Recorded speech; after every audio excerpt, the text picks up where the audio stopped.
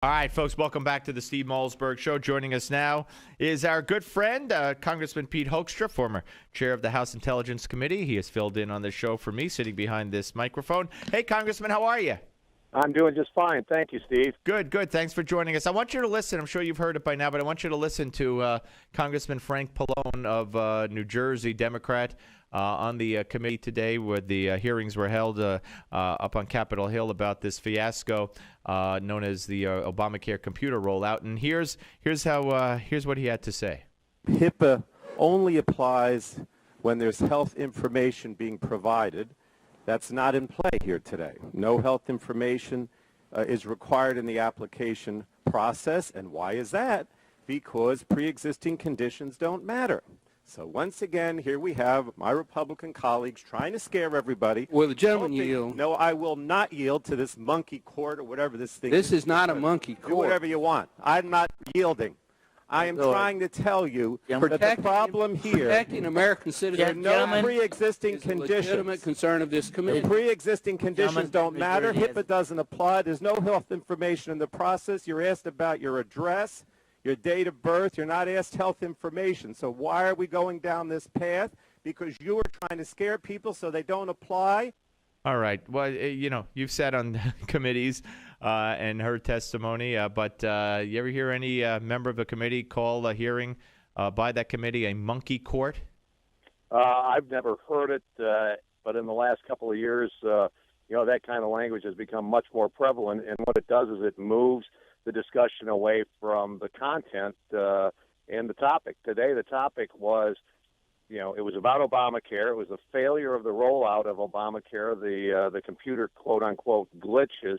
And I believe what Congressman Pallone was reacting to is that others on the committee were saying, what we're getting here is we're getting a huge database, a government database, a government-controlled database that maybe at this point will not have, HIPAA or personal health care information associated with it, but, soon will. And if this is the massive failure that we've had today, what kind of confidence can the American people have that once it gets the personal health care information of all of us, that data is going to be that data is going to be protected at all? And obviously that's a major concern to a lot of folks. Pallone was, going to use outlandish language to make sure that they weren't talking about the failures of this system and what it could mean for the future. I think it was a good tactic on his part. I'd want to divert as quickly as I can, as what I could, if my program was going down in flames. Right. All right. Now, let me also ask you about strategy going forward. We just had Michael Reagan on, who agrees with the stated strategy of not passing any kind of legislation to delay Obamacare. In other words, especially for past the 2014 elections, says that would be a great mistake because it would just prevent the inevitable long enough for the 2014 elections to take place without holding Democrats accountable, and then after the elections, then it would be implemented. And why prevent the chaos that will befall America under Obamacare? So I'm of the opinion it doesn't really matter because Obama is likely to do it himself. Because he's become kind of a dictator when it comes to picking and choosing what parts of laws to follow and what to implement and what to delay. So he could do it himself. But do you agree that the Republicans should not pass any kind of legislation and be a part of the a long delay in implementation? I think if they could, they should. But be prepared for a fallback strategy. The president today, I think today or last night, announced that the mandatory coverage or the penalty for not buying health care was going to be delayed 6 weeks. I think Michael has a good point.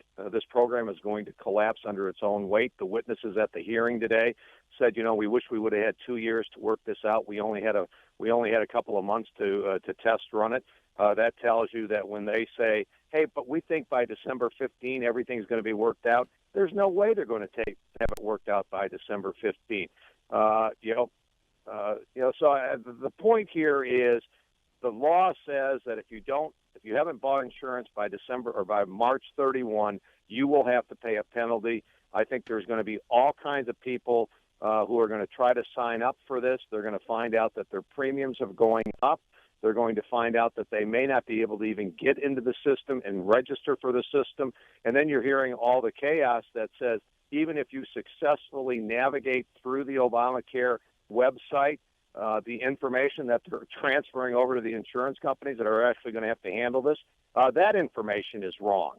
So I think, bottom line is there are a number of strategies. Republicans shouldn't spend their time fighting about strategies and calling people, other Republicans' names, other conservatives' names, just because they agree with different strategies. This is a strategy-rich environment. Let's not trample over each other arguing about strategies. Let's keep the focus on this president, his failed economic policies, his failed health care policy, and also his failed foreign policy proposal. I do want to get to that, and you sound a lot like Michael Reagan when it comes to us not eating each other, Republicans firing remarks at each other.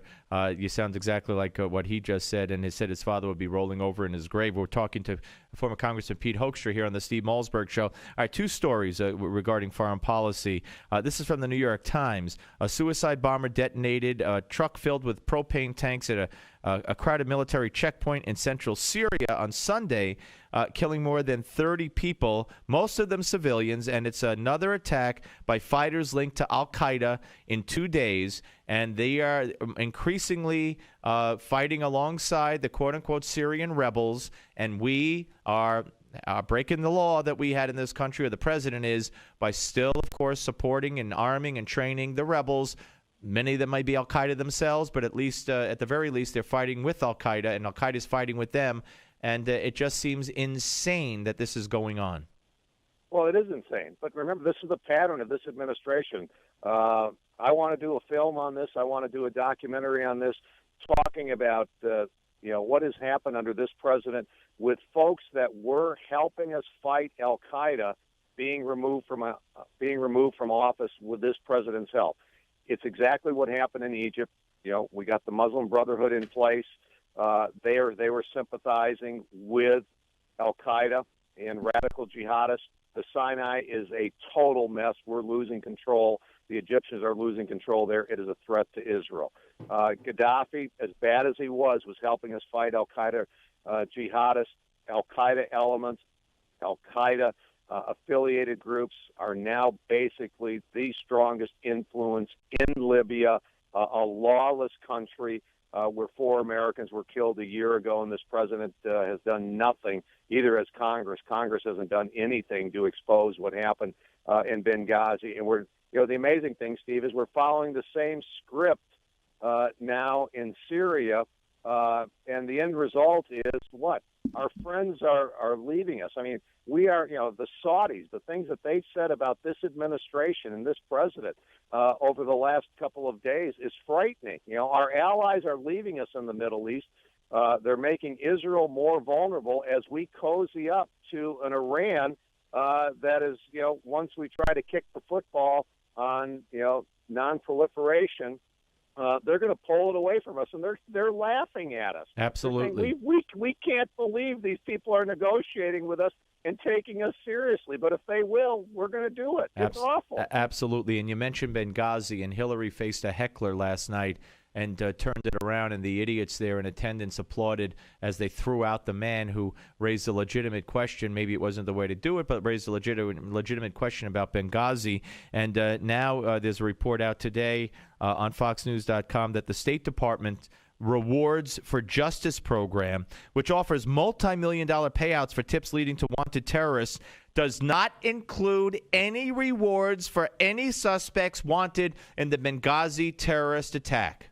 All right. The other thing, read the piece in Fox, maybe the same one that was on their website yesterday that talked about Mike Rogers, saying, hey, they were Al-Qaeda-linked people associated with the Benghazi attack. It was pre-planned and all that. But there's one thing that everybody's missing in there, all right, that I think tells a world story. It says the Bureau's investigation. What in the world is the FBI doing leading the investigation in an act of war when Americans are killed in Benghazi? We ought to have the people leading this should be the CIA, the Pentagon, and those types of things. I'm not interested in prosecuting these folks. I'm interested in finding them and, either capturing them, through a military operation or killing them. It was an act of war. This was not a law enforcement deal. And remember, what kind of prosecution are we going to have? What did it take? 3-4 weeks before the FBI even gained access to the site? This is a military operation. I still think we're at war. I know the president doesn't, but I think Al-Qaeda agrees with me. We are at war with each other. Yeah, well, I couldn't agree with you more. I got one more for you, and this is as bizarre as it gets, but not surprising again. A plan by Obama, and they credit Obama personally with this, to create a unisex-style cap for the Marine Corps uniform. Has Marines up in arms, and it's going to cost $8 million. These hats look like women's hats. And they don't even have enough money for training, for equipment, for bullets in the whole military, and yet they want to spend $8 million to feminize the look of our Marines. It is just sickening. Yeah, we need to be focused on keeping America safe, enabling our military to do its job, and not make the military an experiment in social policy. Absolutely outrageous. Yeah. And what we're doing, Steve, and we haven't talked about it, but I just talked to a family the other day. The rules and engagement of Afghanistan are awful. They don't allow our soldiers to do what's necessary to win a war and protect themselves.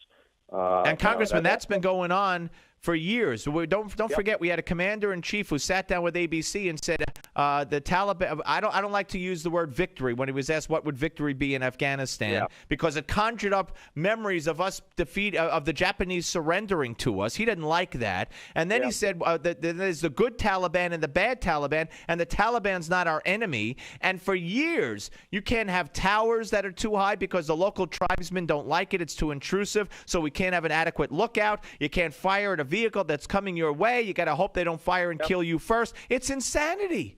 It's insanity, and the thing is, it's destroying our military. We had the best military, the best equipped, the most motivated men and women in the world working in our military, especially and in the immediate aftermath of 9/11. The best and the brightest, the most committed. And this president, I can tell you, is destroying the morale of the military by all of these kinds of actions, whether it's from a unisex cap to rules of engagement. We were worried about the hollowing out of the military under Bill Clinton. Now we're hollowing out not just the military, but the morale. Yep. And we're hollowing out, we're driving out, phenomenally bright, committed people. This is not the military they signed up for, and guess what? They're leaving. I don't know what we're going to have left in 2016. Well, for some reason, I don't think it concerns Barack Obama one little bit. I thank you, Congressman. Always good to talk to you. Thanks, Steve. You too. Congressman Pete Hoekstra, ladies and gentlemen. It's very serious. The rules of engagement, I tell this story every so often. I go back to when we invaded Iraq back in 2003. March of 2003. It might have been March 19th of 2003. And I had just come back from Disney World. Anyway, long story short, it wasn't that long after the invasion that Colin Powell was commenting on the fact that they're shooting at us from a mosque in Baghdad, and we can't fire back because it's a mosque. And right then I said, are you kidding me? So you're announcing that the enemy can have safe haven in mosques and hospitals or wherever? That's how we're going to fight this war? We're not going to do everything possible to win? You're going to tie one arm behind the back of every one of our brave men and women who volunteered to be in the armed forces? And I said at the time, if my kid was over there, I'd go home. I'd go to Iraq. I'd pull him home by his hair somehow and let the chips fall where they may. You're not going to take my son and then tell him he could fight, but blindfolded one eye and put one hand behind his back. And it's only gotten worse since 2003. And it's gotten much worse since Obama took over. But I blame Bush, too, and the rules of engagement are horrific. Horrific. Because we need to be sensitive to our enemy. Please, I can't. All right, 877 Newsmax. And now they want to make our Marines look like, look, men and women look alike. They don't want you to be able, by looking at the hat, to be able to tell if it's a male Marine or a female Marine. They want to make it gender neutral. Obama wants to feminize the rough, tough, gruff Marine. Folks, I used to think it was Bill Clinton who would be the downfall of this country. I really did. I bought into that. Martial law, the whole thing. But it turned out Bill Clinton only cared about one thing, his zipper. That's all he cared about. He didn't want to destroy America. He didn't want to fundamentally transform America. He didn't say my way or the highway. He was impeached because he did horrific things. He committed high crimes and misdemeanors. He should have been impeached. He was, and he should have been convicted. But Barack Obama is different. He's not Bill Clinton by a long shot. Don't forget, it was Bill Clinton who called Barack Obama a Chicago street thug politician. It was Bill Clinton who said this guy is such a made-up story. I'm paraphrasing that one. He's never seen such a made-up story as the story of Barack Obama. And more. But what are you going to do? We are where we are, and we have to keep the faith, and we have to do what we could at the election box, ballot box, and otherwise, folks, your children and mine are going to inherit a country that might as well be some European country or worse. Okay, 877 Newsmax, 877-639-7629. That's 877 Newsmax, 877-639-7629. Right here on the Steve Malzberg Show, Newsmax TV and radio.